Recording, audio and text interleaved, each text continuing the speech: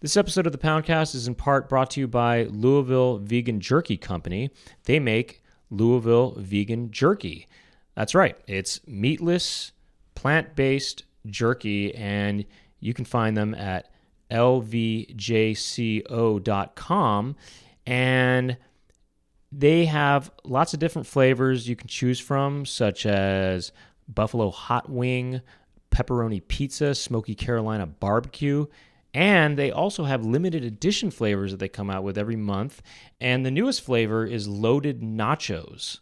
So this is a nachos experience. Beefy nachos smothered in delicious cheese, jalapenos, and loads of fajita-inspired flavors. That sounds interesting. So if you order on the website and use the code word Poundcast, you get 20% off your order. Now, this stuff is bagged in the United States. It has a shelf life of 9 months, and you don't have to order it online. If you want to order it in person at stores, you can find it at places like Whole Foods and Sprouts. And just check out their website, lvjco.com. Once again, use the code word Poundcast and get 20% off your order.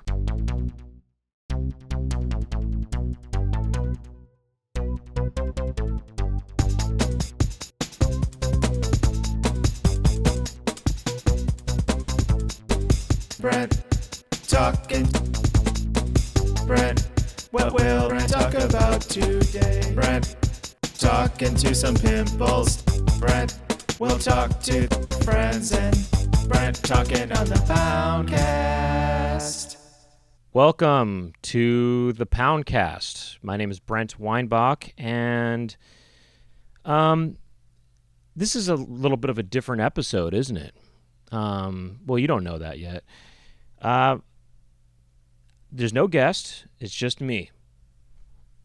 And I just thought we could experiment a little bit and see what happens.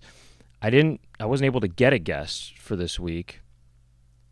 And I thought, well, why not just go into the studio and do it alone for the first time and see what happens?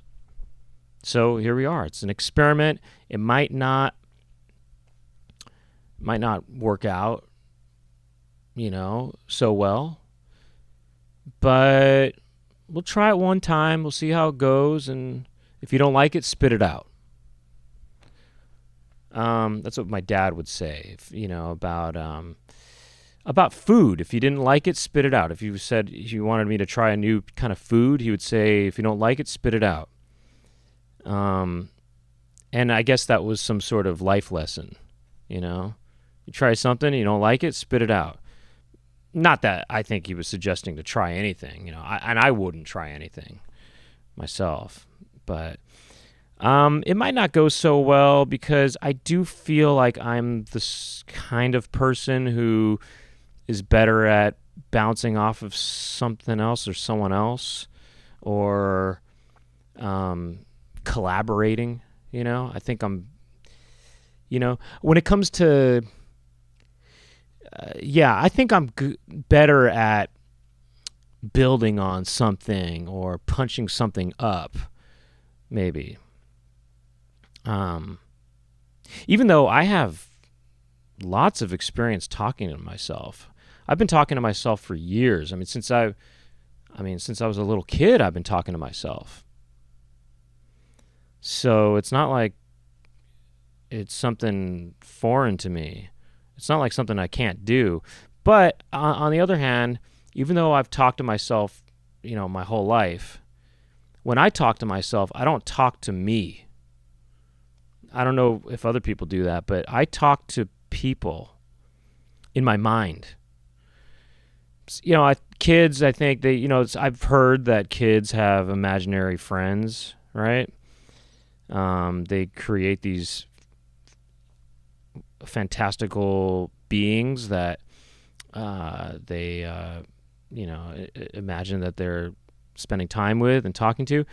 I never had any kind of fantastical creatures that I hung out with, that I imagined to hang out with. When I my imaginary friends were real people. And I imagined real life people that I would talk to. Those were my imaginary friends. So they weren't imaginary friends. They were people that I imagined I was spending time with and talking to. People that we all know, or that I knew, people that I knew in real life. I'd imagine I would talk to Abraham Lincoln. Not the statue. I would imagine I would talk to the statue. So when I would talk to myself, I would be talking to Lincoln, the statue, as rendered at the Lincoln Memorial. And I would imagine what he would say in response to, or maybe not even what he would say, but even just how he would respond to the things I would say. If I said something provocative, would he respond by making a noise? Would he say, or would he go, mm-hmm? Would Abraham Lincoln, in response to something provocative, say, mm-hmm? Or if I'd said something titillating to Lincoln, he's sitting in the chair kind of like this, and would he cross his legs? Have you ever noticed how the Lincoln statue at the Lincoln Memorial, he's kind of, you're kind of getting a shot of his crotch. I mean, there's a pretty obvious shot there. I mean, I guess it wouldn't have worked for him to be crossed all the time. You got to save that for the moments when you say something provocative. But Lincoln does have his legs kind of spread open a little bit. And you're standing kind of below it, and you're looking right up at it, and you're just getting a full shot. So I guess watch out next time you go to the Lincoln Memorial, or next time you imagine talking to Lincoln the statue. But imagine Lincoln the statue getting kind of somewhat sweaty and maybe a little frisky, and not frisky, but getting maybe excited. And imagine saying something to Lincoln the statue, and then he kind of shifts in his chair a little bit and crosses his legs. Has anyone ever done that before? That must have been done before in a cartoon or something, right? I could see that happening in a Zucker Brothers movie, right? Just someone's talking to Lincoln at the memorial, and they say something kind of salacious, and then he shifts in his chair. That must have been done before, I think. Anyway, I would talk to real people that I knew. I would talk to, I had a really big crush. The biggest crush I had in elementary school. I remember I just would imagine that she was with me at home, that she came over after school, and we would watch TV together, and I talked to her as if she was there. I just imagined she was there, and I would have conversations. I feel like it was less of a conversation. It was more just me talking and she was listening. But we would watch TV shows together and do commentary on the TV shows. TV shows about Abraham Lincoln. Animated, of course. We would watch whatever was on after school, watch the TV shows, talk about it, go into the kitchen, look for some kind of snack or something, and she's there. That's how I would imagine that was kind of my imaginary friend. I'd want to get to know, actually what it really is, I want the crush to get to know me better, I guess. I wanted her to see what I had to value, I think. I did that with not just with crushes, I did that with just anybody who I think I wanted to maybe get to know better. And I would do this not just at home. I would talk to people in my mind anywhere I was, even at school. But at school, I'd have to make sure that I didn't do it in an obvious way. I remember in high school, I think there was another boy who did this sort of thing, but he wasn't very discreet about it. He would say, I would look over at him sometimes, and I see him smiling, and I know that he was having a conversation in his mind with somebody, and something funny happened. I wasn't the only person who noticed him doing that. I remember I would see him talking to him. Actually, I take it back. He wouldn't just be smiling. I'd see him talking to himself. And I know he was doing, and I related to him. But I think where I didn't relate to him is that he maybe didn't quite have the awareness that it was noticeable that he was talking, or maybe he didn't care, which, hey, all the more power to him that he didn't care if people saw him talking to himself or talking to an imaginary real-life friend. Or who knows, maybe he was talking to a fantastical being. Maybe he was talking to a Lincoln statue in his mind. But I'd see him talking to himself. He would be having the conversations. He's looking down like this. And then sometimes he would just have this big grin on his face like this.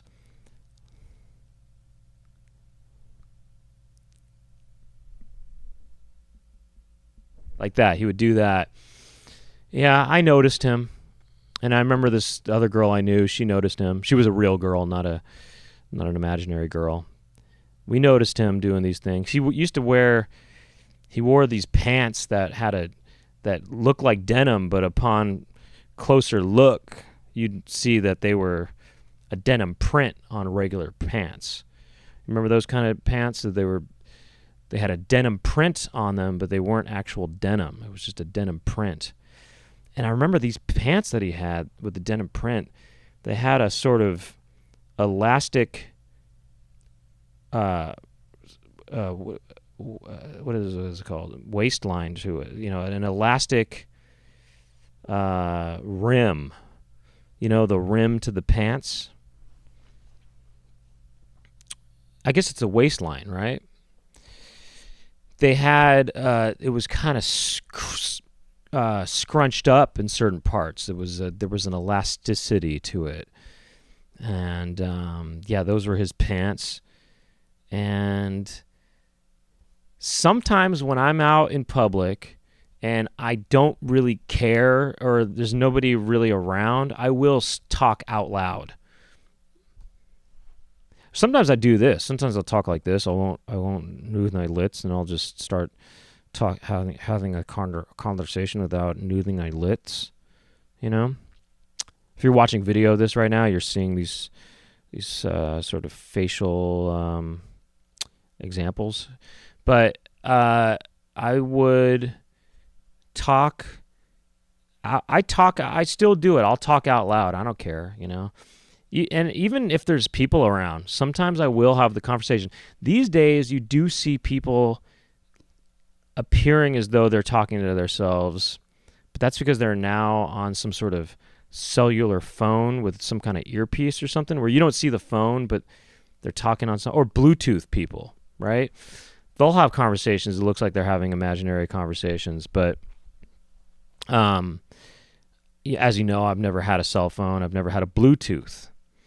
So I've never done that. But I think if people saw me talking to myself now, they would think that, oh, there must be some sort of device on or in me somewhere.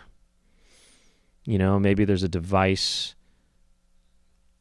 Yeah, these devices, they're pretty small these days. And I think they can fit into, any sort of orifice of yours at this point. Not just an ear. So, I would talk to people. I remember getting dropped off in high school. I would walk home. I'd get a ride from my teacher to a certain point. She'd drop me off. it's probably not allowed for a teacher to do that, to give rides to a student. But I had this one teacher, one of my favorite teachers of all time. I mean, if not my favorite teacher of all time. But she lived in Hollywood, and I went to school in the Valley, high school in the Valley. And I lived in Hollywood too. And so somehow through some conversation, we discovered we both lived in Hollywood. And I used to take the bus to school, and it was pretty crowded and pretty difficult being on the bus. It was just a, sweaty, stuffy scene inside the bus, because they had other schools that they would pack into the bus. It was wild. I remember the bus driver got into an accident once because the bus was so rowdy, and he got into an accident once. Yeah, he didn't come back the next day. I remember I was telling her about the bus and how crowded it was on the bus and how stuffy it was, and she said, well, I'll give you a ride if you want. I said, yeah, I'll take it. But she didn't give me a ride all the way. I would meet her on this one. It was a kind of a 15 to 20 minute, it was a 15-minute walk from where I live. So anyway, I remember getting dropped off, and I would walk back home, and I would talk to sometimes I'd have groups. It wouldn't just be one person that I was talking to that was not actually there. It would be a couple people. It was, I think that I wanted them to get to know me better, and I kind of wanted to get to know them, I think. I think I did this even when I was I always continued to do it. I did it in college when I was in college, I studied abroad. She had an amazing body, and I studied every crevice of that sweet, sticky young thing. But I also lived in England for a year. No, I studied abroad in England, and when I was there for a year, I wandered all over Europe. I say wandered, I don't mean wandered. I mean I traveled all over Europe. I exploited the Eurail pass. I'm ashamed to say. I'm not super ashamed to say. I mean, but I was on a budget, but I did fudge the numbers a little bit on the Eurail. Sometimes I would, if you could change the dates of travel on the Eurail passes, you have a certain amount of days you can travel on the train. But I would fudge the numbers sometimes. I would turn a 1 into a 4. So if I traveled on, say, the 11th, and I had to use the train 3 days later, I would change it to a 4, so it looked, I wasn't using. You have a certain amount of spaces that you had to use, or that you were allowed to use on the Eurail pass. And so in order to continue to use the same space, I would change the number to make it a number that I could use again. So, I did that. I'm come clean right now. I did sort of do something a little bit devious in that kind of way. I was exploiting the loopholes, I guess, of the Ural Pass. And so I traveled around, and I wanted to travel alone because I had this romanticized idea that of just being alone, traveling around Europe. I mean, I thought of myself as some sort of Melmoth the Wanderer or something like that. No, I mean, not that I made any kind of deal with the devil or anything, and people probably don't even know what I'm referencing right there. But yeah, I traveled around, and I was having those, and so I had this romanticized idea of being alone in Europe and traveling around, and yet a lot of the time I was having these conversations with as if somebody was with me. So was I really alone? No. Lincoln was there with me the whole time, as a sort of ambassador of the United States. I had Abraham Lincoln right there with me, visiting the Prado Museum in Spain or wherever, going to the Le Pan Agile in Paris, going to eating duck with red and white cabbage in the Czech Republic, in Prague. Getting a Liège waffle in Bruges. Lincoln was there. You know,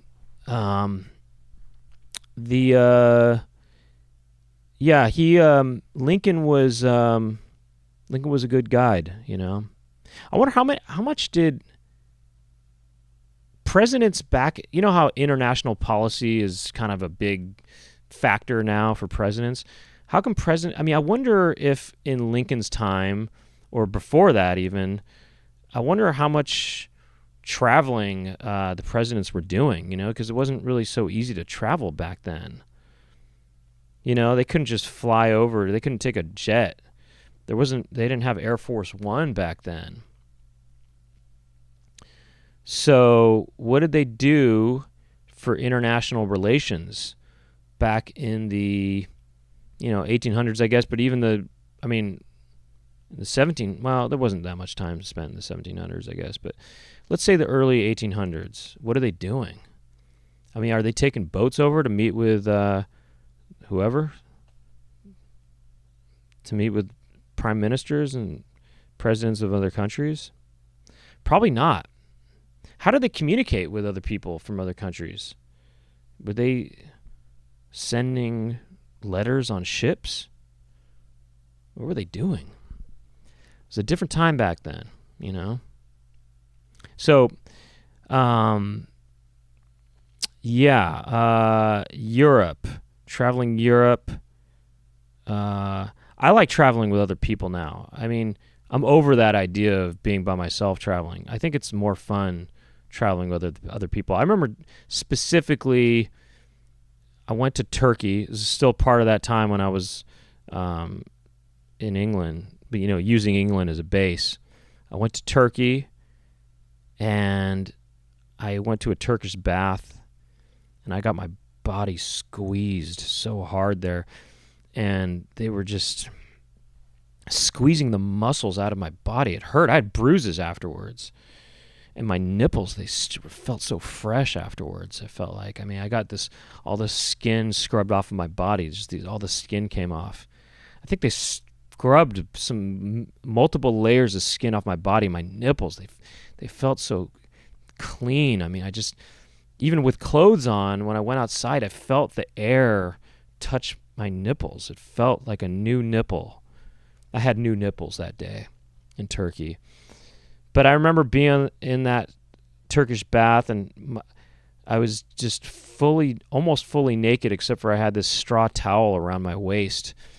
And I was wearing these sandals that they gave me, and I kind of questioned how clean they were, and kind of got a little concerned when the masseur who was rubbing my body and scraping the skin off my body, I noticed that he had at least one wart on his toe, and that wasn't very encouraging.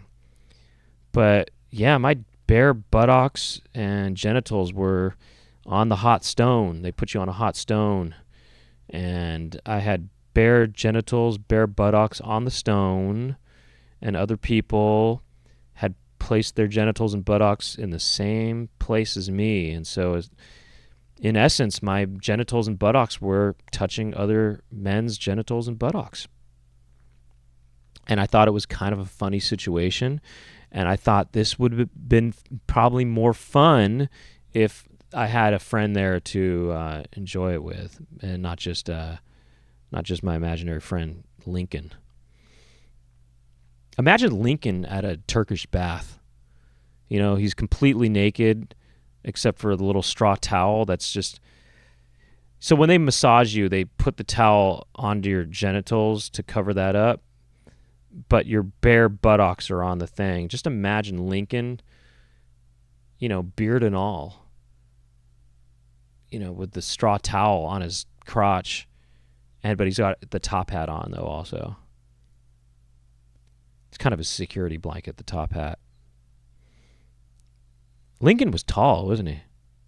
So he's taking up the whole stone. Imagine Lincoln getting a massage. you know? So I thought that'd be fun. And now traveling is so much better with other people.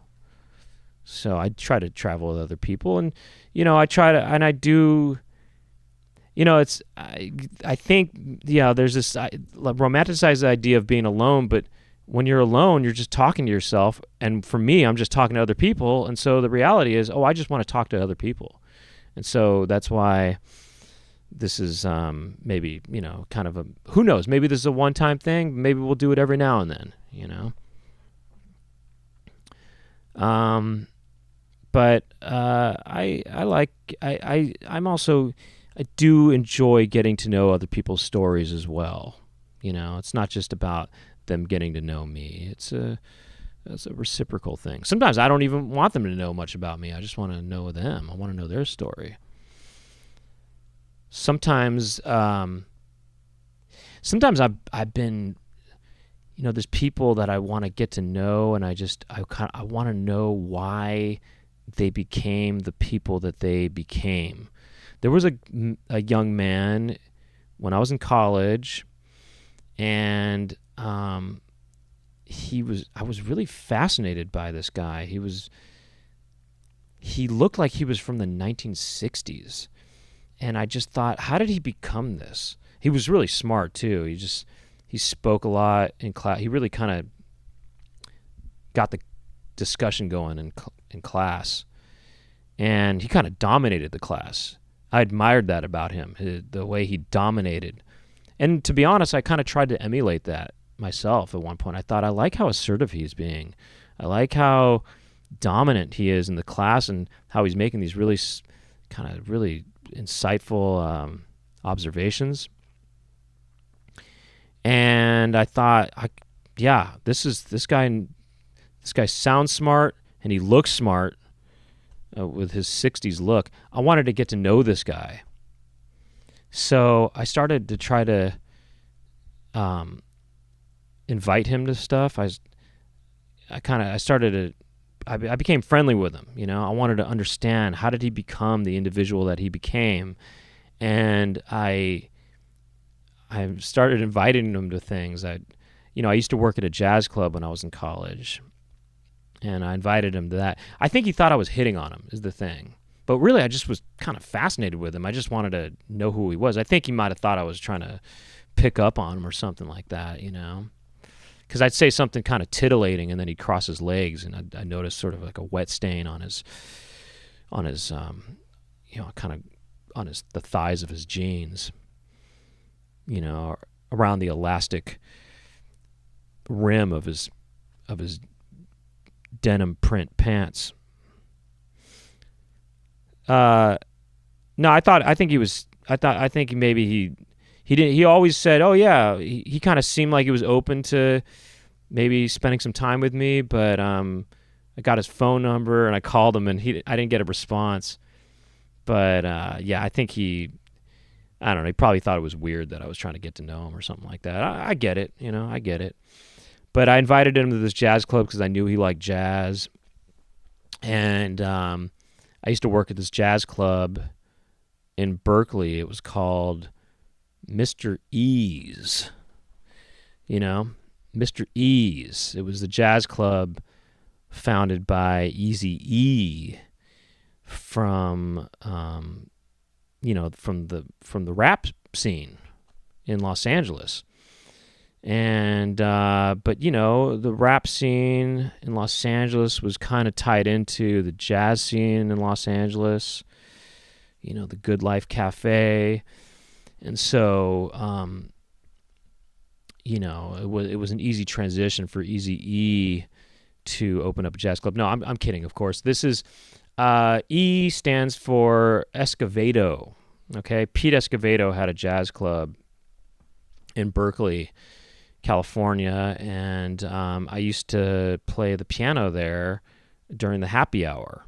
I was a happy hour pianist, so I'd play for about an hour or maybe even two. No, I played for an hour before the main attractions would come on and set up and play there. The main headlining acts. I guess you could say I opened for them. I didn't really think of it as opening, though. I just thought, okay, I'm playing while people are getting drinks and stuff. Happy hour. But they did refer to it as opening, I think. Because I think one time Pete Escovedo himself performed at the club, and his daughter called me and said, hey, can you open for my dad? So they did actually call it opening.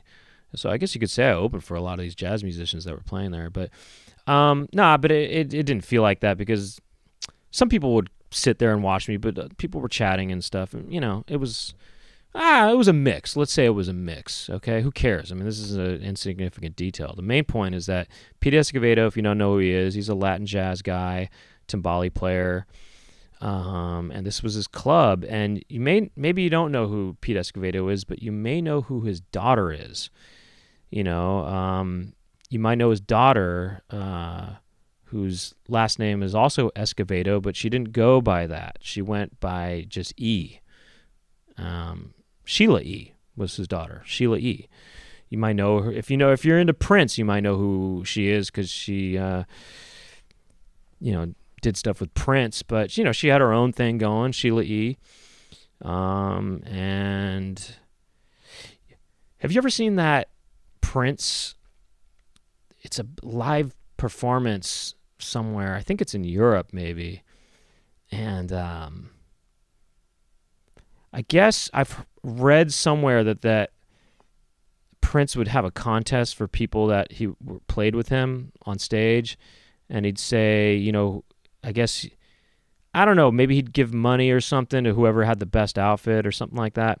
But everybody had to wear white on the thing, but you could get creative with what your outfit was, even though it had to be white. And Sheila E. was wearing this outfit in this live performance where she's just wearing it's kind of I think as I recall, some sort of, I can't remember if it's a one-piece thing, but it's this sort of skin-tight thing, but there's one leg is missing and the other leg is there, and it's kind of like a tard of sorts, short for leotard. It's a sort of a leotard, or, of sorts in it. But I guess what I'm trying to describe is that because one of the legs is missing from it, the seam, or the opening of the tard, it kind of goes right up next to where the sort of vaginal area would be, is what I'm getting at, is that it's a fairly provocative outfit, and I think Lincoln would have been very hard if he saw this. If Sheila E. went to the Lincoln Memorial and showed up wearing this outfit, it might have been the hardest statue that ever was. So, anyway, I was at this jazz club. I used to play there. I went to Sheila E.'s birthday. They invited because the whole family kind of ran the place. Sheila E. had a birthday at Mr. E's, and I went to that. I didn't perform at it myself, but who did perform at her birthday was special guest Tony. Okay, remember Tony? Sometimes I just want to say more Tonys, You remember Tony? When I was younger, I thought Tony was three guys named Tony. But as it turns out, Tony was an expression to mean you're kind of into it, Ooh, I'm getting ready for the club. I'm looking Tony. I'm getting, ooh, that outfit looks Tony. It was kind of an exclamation of sorts, Tony. And there was definitely more than three members in the band. But I think when I remember the music video for It Feels Good, I thought I remember there being three guys in it. Because I think their logo was three guys. But anyway, Tony was there. I remember them all looking the same, but when I saw them perform at Sheila E.'s birthday party, they all had very unique and different funky looks. But one time I went to the jazz club and I brought my friends, people I was able to become actual friends with. I brought them to this show there, and it was this woman, I forgot her name, but she was advertised as Sexy Saxtress, whatever her name was. Sexy Saxtress. And I think her style was kind of more on the smooth tip. She was kind of more of a smooth jazz kind of saxophonist. And, but yeah, she used a lot of sex appeal in her act. And she would, I remember her going up to our table, and she went up to my friend Scott, and she went right up to him, and she kind of gave him almost what seemed like a lap dance, but with the saxophone. She got really up into him and kind of almost in between his legs, and she was blowing that. I mean, she kind of gave him a blowjob in a sense because she was blowing the sax. It was really kind of intense. It was very sexual. She was kind of, blowing the saxophone in this really sexy way.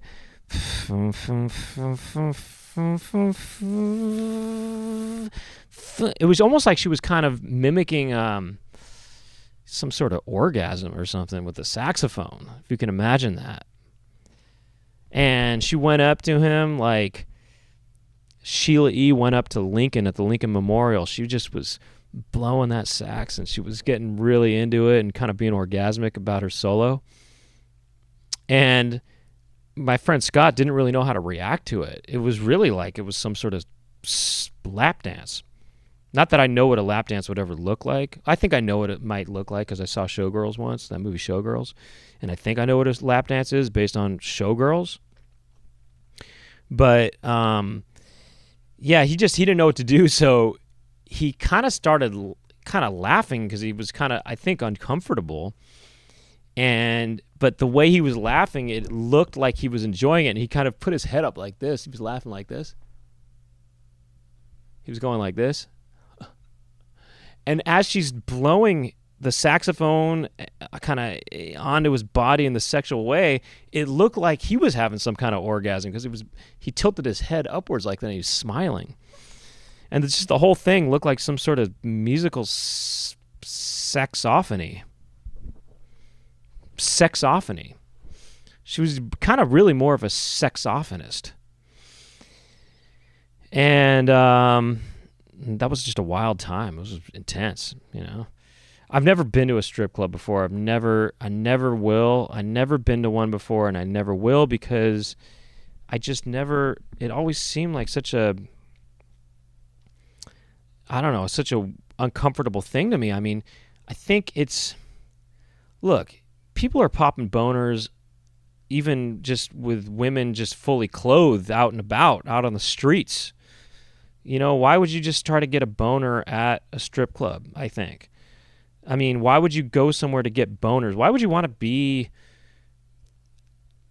provoked in such a way? You know, why would you want to be turned on in such a way out in public? I don't know. I guess people want to do that. They want to get boners, I guess, but I don't see what the end game is there. I mean, I guess maybe people, if they do get some sort of lap dance, and I guess what a lap dance is a woman will come and she'll be naked and she'll kind of sit on top of you and kind of dry hump you, I guess. I mean, this is all I know is from the movie Showgirls, but I guess they dry hump you. And then maybe you ejaculate, I guess. I guess maybe there's some sort of spurt that happens. I think that happened in Showgirls, I think. And I guess people can ejaculate, but I don't know why you would want to do that either, because that seems like a messy ordeal. I mean, unless you bring a change of pants. Do they have locker rooms at the strip club? If they have showers and a locker room at the strip club, I guess it makes sense. You know, if you could bring a change of undies, if you could get a change of briefs, and a change of pants or whatever, then I know people would go to strip clubs and they would go wearing basketball pants or basketball shorts because they want to make it so that it's really sensitive. People want to ejaculate in public, which is crazy to me. I just wouldn't unless there's showers and lockers at the strip club. Then I get it. All right. It's almost like a gym. If a strip club worked like a gym where you go to ejaculate and that's sort of like your workout, and then you go to the locker, you hit the showers afterwards, all right, that's fine. And there's other guys in there in the shower where, they're kind of showering with you and they're kind of talking about, oh yeah, did you have a good lap dance? Yeah, it was pretty good. She really had some good moves. It really, I probably lasted maybe 10 seconds. And he goes, oh yeah, okay, so a pretty good workout, man. It was a quickie for me, but yeah. And they're kind of they're soaping themselves, maybe sharing the soap. But yeah, what if strip clubs were kind of like a sports event or something, and there were teams that went to strip club. I guess that's what going to a strip club with your buddies is like. It's kind of like a team. It's like a team sport. You go there and then you get your boners together and you ejaculate and then you shower afterwards and kind of talk about the game or talk about the event, talk about the dance. So what else? So I've never been. I also imagine that a strip club probably has semen stains everywhere. I mean, how could there not be just semen dripping from the fan or whatever? I mean, people must be just blasting everywhere, I think. They're blasting onto the fans, the ceiling fans, and I just imagine there's semen everywhere. I would never go. Not just because of the semen stuff, but because I just wouldn't go for the sake of I wouldn't want to pop any kind of boner out anywhere, or I don't want to have some sort of ejaculatory mishap. I feel like that could happen easily. I think maybe if you hired a stripper to come to your house and just do the routine that she does there, okay, maybe that makes more sense, I guess. But a group of guys doing it for a bachelor party, I don't really get that either. It's the same kind of thing. Why do you want to get boners together? Unless it is some sort of bonding experience that I haven't experienced before, so I don't know. Maybe there's something to it. Maybe it strengthens the bond between two men to get boners together. I guess I do kind of understand that. I think when boys are boys, when they're in their pubescent years, they might watch pornos together. They might do such a thing. They might do that. I guess I kind of understand that. It's sort of a pubescent experience, and there's some sort of bonding that takes place when that happens. So, all right, I get it. I guess I get it, but it's not something I want to do. All right? So, keep doing what you're doing. Keep getting those boners. Take some showers afterwards with your buddies. Soap up. And strengthen the bonds between each other. And that's what it's really all about, That's what talking to imaginary people is all about. You kind of have this fantasy of strengthening some sort of bond. Speaking of ejaculatory happenings, I was at the courthouse the other day, and I went to the bathroom. I was at the courthouse, and you know how the courthouse is. It's very municipal, Just reminds me of 60s architecture. It's kind of futuristic 60s architecture. But anyway, I went to the bathroom there. It was pretty empty, but I went in there because I was noticing my corners of my mouth are kind of dry. I was wondering, kind of give him a little bit of a lick just now. Sorry. Anyway, sorry. All right. So anyway, I went to the bathroom and there were soap dispensers there that didn't have any soap in them.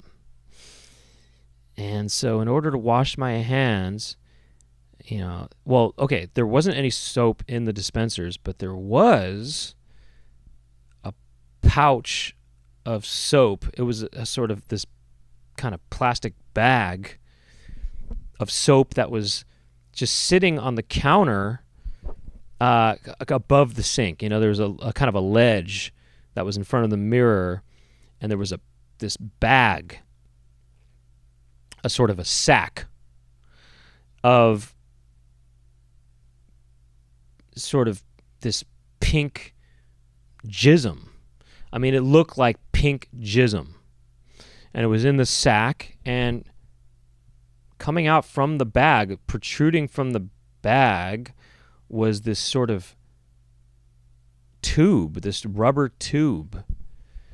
A sort of I'm not kidding, a flesh-colored tube. Rubber tube with a sort of, I don't know, kind of nozzle, not a nozzle, but there was a sort of, it had a tip to it. This sort of there was a sort of head to it with a little tip.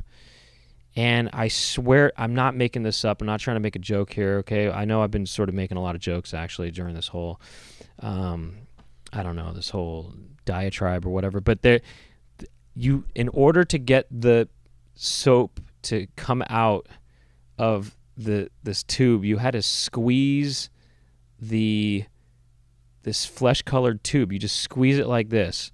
You just squeeze the sides of it. Just use your middle and finger and thumb to squeeze it, and the pink jism would just spurted out of it. And I just thought, this is provocative. This definitely seems like a provocative thing, that there's a sack, okay, a scrotal sort of sack filled with a jism-like substance with a phallic tube coming out of it. And it was, by the way, the tube was on the bottom of the sack, which I know doesn't really totally, kind of check out, I guess. And then you squeeze this thing, and there's an ejaculation that comes out of it, or that happens. And anyway, I don't think it's a bad thing. I think it's pretty cool. And I'm glad that they had some soap there, because I really wanted to wash my hands. I thought I had signed everything I need. Well, anyway, whatever. I wanted to wash my hands, and so I was happy to do that. But that was a provocative experience, definitely. Anyway, there are some phone messages. I thought about maybe listening to those. But where are we at, just out of curiosity, in terms of time? Is that 41? Is that 41? Are you saying 41? Oh, so 45. Oh, wow. Okay. Time flies, I guess, when you're talking about Abraham Lincoln getting all sweaty and hot and bothered. What was Abraham Lincoln like when he was when he was getting kind of excited, in a sexual way? I wonder what that was like. Because Abraham Lincoln, he seems, as portrayed in film and I guess in legend, he seemed like a wise kind of man. Can wise men get boners? It's possible. Come to think of it, Abraham Lincoln is sort of sitting in a position where, the statue is, he could receive such a dance, But okay, well, this went a lot quicker than I thought it would, and I yeah, I mean, I didn't. I wasn't. I was gonna maybe take some messages, but I think Doug's gonna be on the next episode, so maybe we can save those for that. Then again, we also have a guest, so I don't know if we'll get to that. Well, maybe I'll take a call. I'll take one call. Let's take one call. I'm gonna put some headphones on, and you know what? Right now will be a good time for a break. So when we come back, I'll have my headphones on, and then I'll listen to some messages. Okay, and we're back, and I'm all set up to hear some messages that were left. And let me give you the phone number in case you are if you want to call in and you need advice or something like that. You've got something that's been bothering you, and you want me to try to figure out how to fix it. Or if Doug is here or Jack Birch, we can try to fix it. The phone number is 213-207-6952. Once again, that's 213-207-6952. And that's the phone number to call the Poundcast. Okay, so this first call is coming to us from did you say 514? 514. 514. I feel like I know where that is, but all right, it doesn't matter. Go ahead.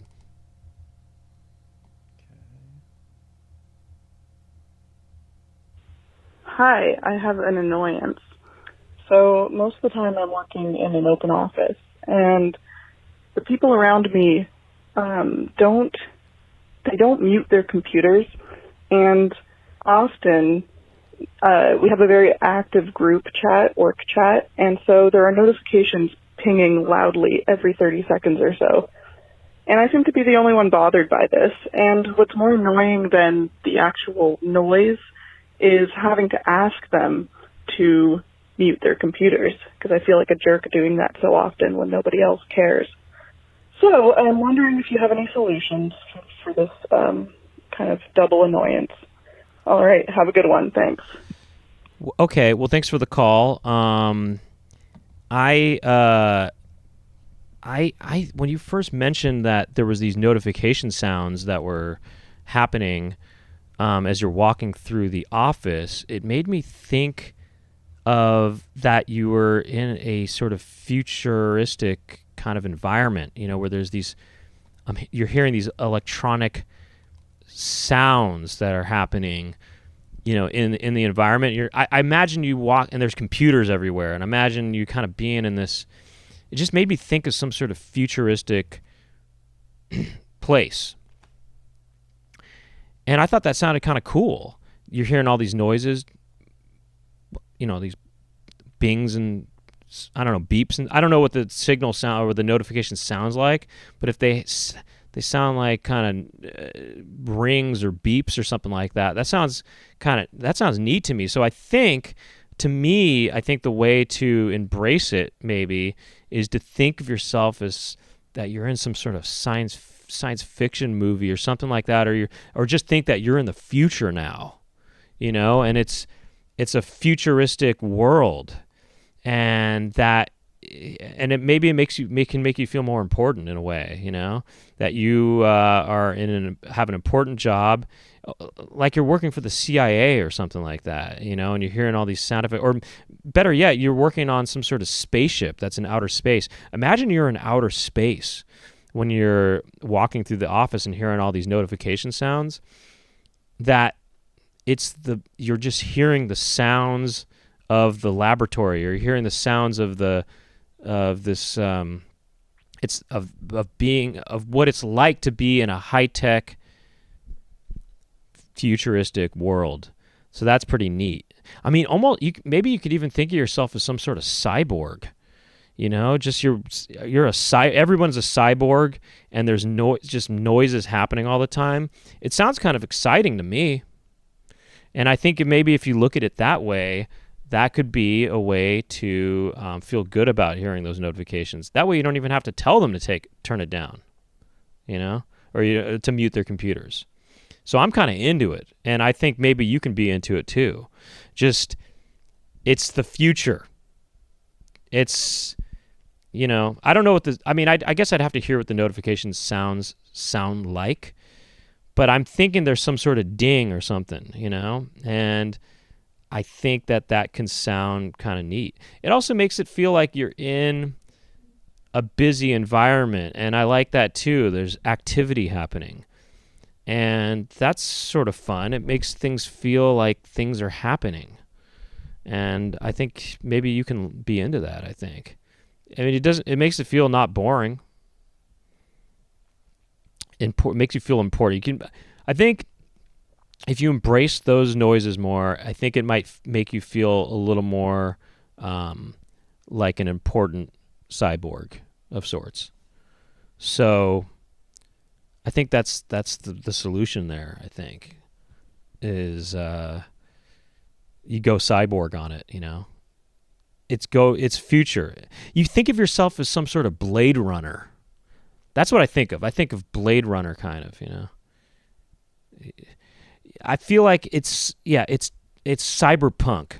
That's what it is. It's a cyberpunk adventure. I think you can just think of yourself as living inside of a cyberpunk adventure, and you're going to really have fun being in that environment, hearing all those noises. Yeah, because it's a sort of a computer world with computer sounds. I'll tell you this, if I was at work and I was hearing sounds, I think I'd be into it. Just walking through these computers and I'm hearing all these beeps and dings and things. I'm thinking, yeah, this is the future. And I'm thinking I'm a cyborg too. I'm looking around like this. Put on some sunglasses maybe when you walk through there and just act like a cyborg. Look, I'm saying to embrace it. I'm saying to appreciate it. But if you still just can't take it, you still find it to be an annoyance, then go cyborg on the people that are making those noises. Just start acting like a cyborg, just be a little more robotic with your body movements. Wear the sunglasses indoors. Maybe get some wires and just sort of kind of tape them to your neck or something like that. And then just start acting that way, and people will kind of hopefully the people who have their computers unmuted will kind of start to think it's a little weird that you're looking or acting like that. And you kind of just have to say, "Oh, I'm just sort of getting into it. I hear all these sounds from the computers, and I'm just sort of getting into it." So, maybe that will make them start to realize, "Oh, okay, I think maybe I should mute my computer. Oh, should I mute my computer?" And then no, you say, "No, I'm into it." But you say it more like a cyborg. "No, I'm into it. No, I am into it. I like the sounds from your computer. I am into it." You have to do that sort of, I don't know, that stressing that cyborgs maybe do. "No, I do like your computer sounds. I am into it."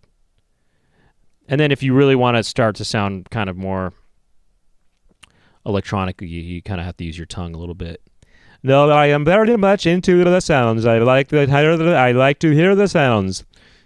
Do not unmute your computer. I enjoy the sounds very much. I am a cyborg. I am a cyborg."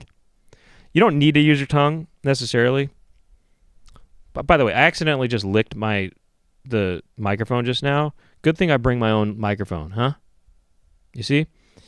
Now, if this was a public microphone or one of the microphones that are here already, I have a pop filter on this too. But if it were, I would have been thinking to myself, "Oh man, I got to go swallow some rubbing alcohol right now. I got to go rinse my mouth out with rubbing alcohol, 91%. I have to rinse." If I was a cyborg, I wouldn't care, though. If I was a cyborg, I wouldn't care. I wouldn't care about my tongue. I would never care. Robots kind of sound like that, don't they? they kind of use their tongue a lot when they talk. Hello, my name is Brian. Hello, my name is Brian. I live down the hall. I live down the hall. I heard that you have a very nice penis. Let's say them. So anyway, I think just sort of embrace that new identity, and I think it might make people feel a little uncomfortable, and it might make them realize that they should mute their computers. It's simple as that. Okay? So we'll just do the one call, I think. I think we're going to... Maybe I'll take a couple other messages in the Unzipped. Okay? If you want to join me for the Unzipped, we'll go another half hour or so. And it's you go to patreon.com/Poundcast. Okay? Patreon.com/Poundcast. You get extended episodes, ad-free episodes, and except for the jerky ad. We keep the jerky ad on those Patreon episodes just because, just because. So, but they're mostly ad-free. I mean, look, the jerky ad is a minute and a half or something. It's a minute long. It's no big whoop, all right? But anyway, aside from that, ad-free. There's also other little things on there, some top 5 lists, top 10 lists. There's, that's about it. The episode comes out 2 days early there, okay? So if you're just itching to get the episode, you get it there. So, and there's such a huge back catalog of Unzipped, formerly After Dark episodes that, I mean, you get tons of stuff to listen through. So you're going to want to check that out. You can watch the show on YouTube, youtube.com/thepoundcast if you want to see video. We're also on Instagram, instagram.com/thepoundcast or @thepoundcast. Also on Twitter, @thepoundcast. On Instagram, there's clips there. There's clips there that are sometimes made by a lot of times made by Jack Birch. So thank you to Jack Birch behind the scenes. He also helps with the posting of the episodes and editing and stuff. So thank you to Jack Birch. Thank you to Aaron Brunkart, who's behind the boards here, engineering the show as we record it. And thank you to you all for listening. I'm trying to think if there's anything else. Hey, you know what? I'm on Instagram too. Brent Weinbach Comedy. Brent Weinbach was taken, so I had to go with Brent Weinbach Comedy. You can connect with me there. I got clips on there too. On Twitter, it's just Brent Weinbach, but I don't know. I feel like Twitter's less of an active website these days, So, not that I'm that active at all on anything, really, but check it out if you dare. I think that's about it for announcements. So I'll see you all at the Unzipped, hopefully, and if not, we'll see you next week. And this was, but that's it. I'm Brent Weinbach. The name of the show is The Poundcast, and we'll see you in a little bit, or we'll see you next time. Bye-bye.